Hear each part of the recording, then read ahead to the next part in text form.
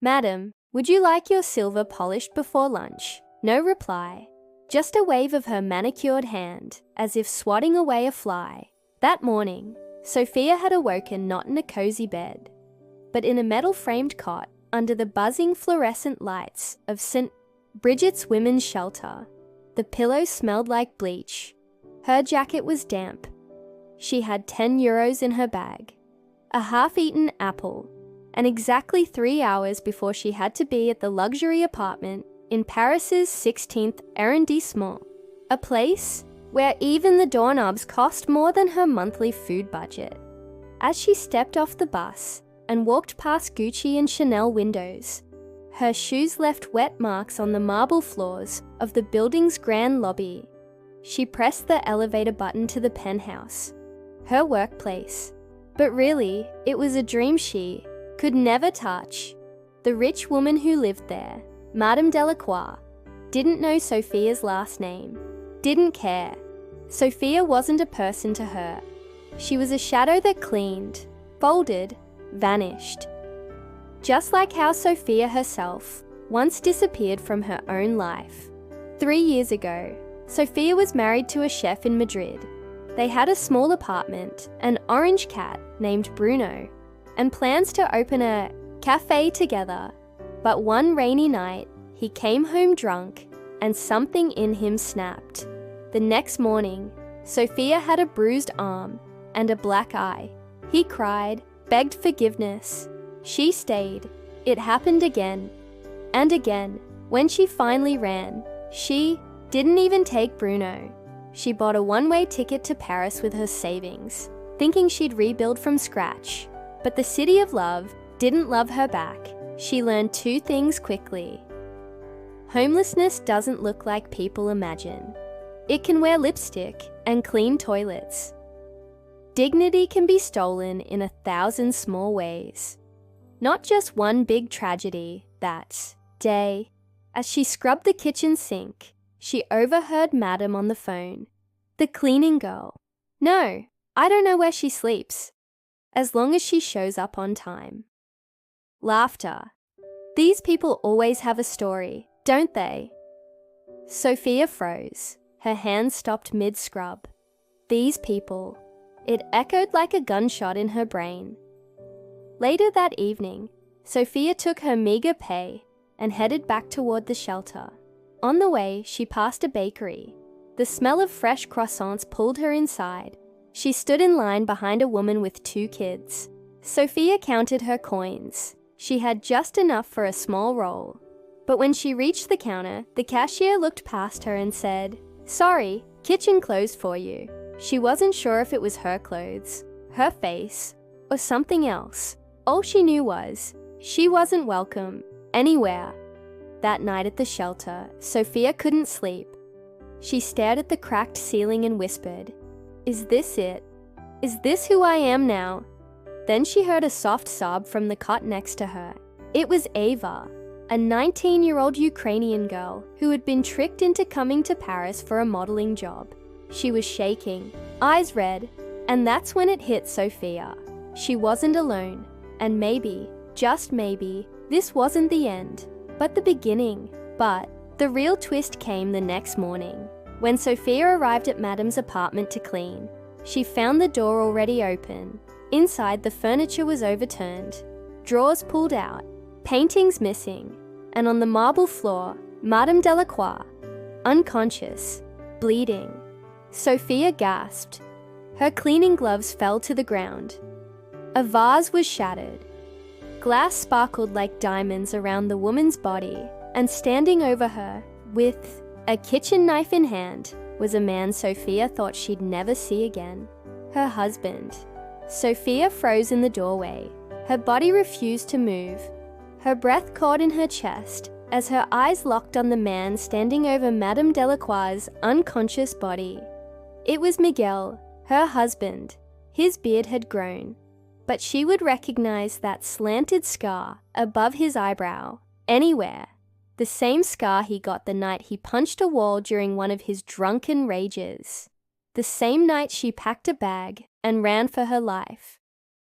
Now he was standing there, in a penthouse in Paris, holding a bloodied kitchen knife. Sophia, he whispered, blinking in disbelief, as if she were the ghost, not him. What are you doing here? She managed to whisper, voice cracking. Miguel dropped the knife. It clattered loudly against the marble. I didn't mean, she caught me. His words were tumbling over each other, jumbled and panicked. I followed you. I've been here for weeks. I thought if I could talk to you, make you see I've changed. Sophia backed away, hand reaching for the wall to steady herself. You broke into her house. You hurt her. He stepped toward her. I didn't want to hurt anyone. She surprised me. I panicked. His voice dropped. I just wanted you back, Sophia. The sound of sirens in the distance cut through the tension like a blade.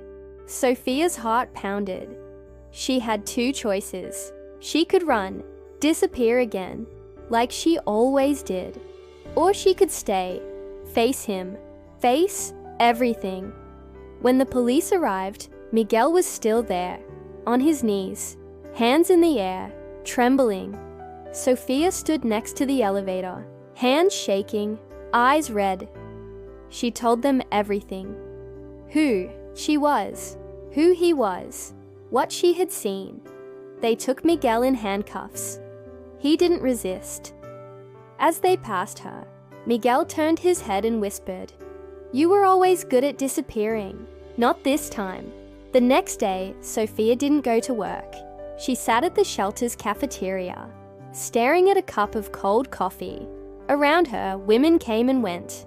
Ava, still pale but smiling after her first therapy session, an older Moroccan lady writing a letter to her daughter.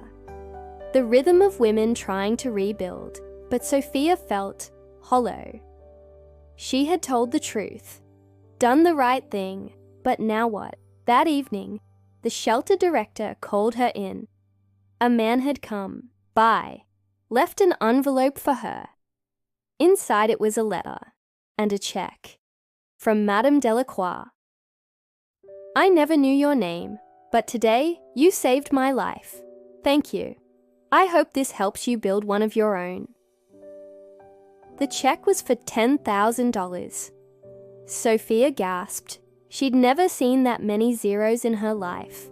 She thought of all the things she could do, a place to stay, a fresh wardrobe, a bakery course she had seen a flyer for. But more than anything, she felt something else rising in her chest, hope. That night, she walked with Ava along the Seine. Paris sparkled on the water's surface. Street performers played violins. Lovers kissed on bridges. I never told you this, Sophia said softly, but I wanted to open a cafe once, before everything. Eva smiled. Then do it, Sophia laughed. You make it sound so easy. Eva looked her in the eyes. You saved someone's life. After surviving everything you did, starting a cafe, that should be the easy part. Just then, Sophia's phone buzzed. An unknown number. She hesitated, then answered. A woman's voice spoke. Miss Sophia Morales, this is Inspector Lemoyne. We've been reviewing Miguel's file, and your name came up. It seems your case may be bigger than we thought. Sophia's grip tightened. What do you mean? There are others, the inspector said. Other women, in other cities, victims. We believe your testimony might help stop this man from hurting anyone else again. Sophia stood in silence. Ava touched her arm. What's wrong? Sophia looked out over the glowing city, and for the first time in years, she didn't feel small. She felt powerful. 6 months later, the golden glow of the evening sun bathed the small Parisian cafe in warmth. The chalkboard, outside read fresh bread, free stories, and a smile. Inside, the aroma of cinnamon and fresh croissants filled the air. Soft jazz played in the background. Behind the counter stood a woman in a flower-streaked apron, her hair tied back, a spark In her eyes, Sophia Morales, once homeless, once silenced, now a business owner. It had all started with that check from Madame Delacroix. With $10,000, she rented a rundown corner shop, bought a second-hand oven, and began baking with recipes she learned from YouTube videos and memories of her grandmother. Each day, she worked from sunrise to sunset. Her hands were calloused, her feet always aching, but she had never felt more alive. She named the cafe Bruno's Corner after the stray dog that used to follow her around the shelter.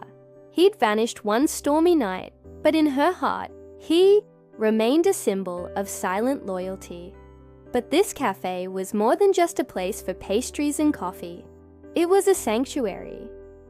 Every Friday evening, Sophia hosted something she called silent tea, a quiet hour.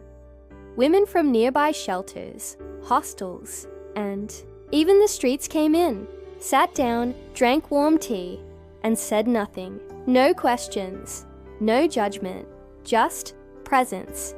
It became a ritual, an unspoken therapy. The women didn't need to speak to heal. They just needed to be seen. Eva, once a trembling shadow of a girl, now managed the front counter with a confident smile. She took inventory, trained new hires, and even began writing her own cookbook. Recipes from the other side of fear. 3 other women worked at Bruno's too. All of them had once been homeless. One had fled domestic violence in Greece. Another had escaped a trafficking ring in Belgium. Now they were bakers, baristas, and dreamers. One quiet afternoon, Inspector Lemoyne returned. He didn't come as a cop, just a customer. He sipped his coffee slowly and finally said, "We're still investigating Miguel. Your testimony helped. A lot, but there are more women. We need them to know they're not alone." He reached into his coat and handed Sophia a small card. "Would you consider speaking publicly? Maybe on video. It could save someone's life." Sophia hesitated. Her instinct screamed, no. Cameras, reporters, the internet, exposure. But then Ava said, "You weren't born to hide. You were born to shine a light." 2 weeks later, a video interview of Sophia went live on YouTube. The title read, "I cleaned their floors. Now I build dreams for women like me." Within 48 hours, it had over 2 million views. Comments poured in. "My sister is going through this. Thank you for your voice. I didn't know I was being abused until I heard her story. This woman is a warrior. She made me believe I could start over." Sophia read each one. Sometimes she smiled. Sometimes she cried. But always, she felt lighter. Then, one rainy morning, Madame Delacroix walked into the cafe. She looked older. Her cane clicked against the tile floor. In her hands, she held a polished wooden box. Sophia came from behind the counter, speechless. Madame smiled. "I never properly thanked you. You did," Sophia said. "That check." "No," Madame interrupted gently. "I mean with words." She placed the box on a table and opened it. Inside was a delicate gold-plated plaque, engraved in cursive. "To Sophia Morales, for turning ashes into warm bread and broken lives into brave ones." Tears welled in Sophia's eyes. She reached out. "This is too much." "No," Madame whispered. "It's not nearly enough." That evening, Sophia sat on the rooftop of her small apartment above the cafe. A breeze brushed her face as she looked out at the Eiffel Tower, blinking in the distance. She thought of the nights she had cried herself to sleep on shelter mattresses, of Bruno, of Ava, of all the women still out there, still hiding, still hurting, and she thought of what she'd built. Not just a cafe, not just a brand, but a room, a space, a home, one that couldn't be burned down or broken. one made of trust and silence and healing. A week later, she received a letter in the mail. No return address. Inside, just a single line. I'm out, and I'll be seeing you soon. Miguel. Sophia stared at the paper for a long time. Then she folded it carefully, placed it in a drawer, locked it, and went downstairs to knead dough for the morning's first batch of bread. 'Cause Fia was a visitor now, not a roommate.